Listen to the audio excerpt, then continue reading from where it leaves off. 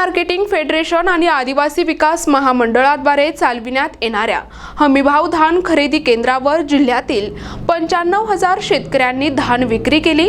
विक्री करणाऱ्या शेतकऱ्यांना 150 कोटी रुपयांचे चुकारे अद्याप देण्यात आले नसल्यामुळे ते चांगलेच अडचणीत सापडले आहेत। जिल्ह्यात मार्केटिंग फेडरेशन आणि आदिवासी विकास मंडळातर्फे सब एजंट संस्थांमार्फत धान खरेदी केली जाते। यावर्षी खरीप हंगामातील धान खरेदीची अंतिम मुदत 31 जानेवारी पर्यंत होती। मात्र शेतकऱ्यांकडील धानाची विक्री अद्याप देखील झाली नसल्यामुळे शासनाने मुदत वाढविली आहे। जिल्ह्यात खरीप हंगामात आतापर्यंत 900 कोटी रुपयांच्या धानाची विक्री आदिवासी विकास महामंडळ आणि मार्केटिंग फेडरेशन सुरू असलेल्या केंद्रावर केली। त्यात मार्केटिंग फेडरेशनने 25 तर आदिवासी विकास महामंडळाने 11 लाख क्विंटल धान खरेदी केली। 1000 शेतकऱ्यांनी हमीभाव केंद्रावर धान विक्री केली असून नोंदणी केलेल्या 1000 शेतकऱ्यांनी अद्याप देखील धानाची विक्री केली नाही। त्यामुळे खरेदी पुन्हा वाढण्याची शक्यता आहे। शासनाकडून शेतकऱ्यांच्या खात्यावर टप्प्याटप्प्याने पैसे टाकण्यात येत असून जिल्ह्यातील शेतकऱ्यांचे 115 कोटी रुपयांचे चुकारे शासनाकडे थकीत आहेत। सध्या रब्बी लागवडीची लगबग सुरू असून अशात धान विकून देखील चुकारे मिळत नसल्यामुळे शेतकऱ्यांसमोर आर्थिक समस्या निर्माण झाली आहे।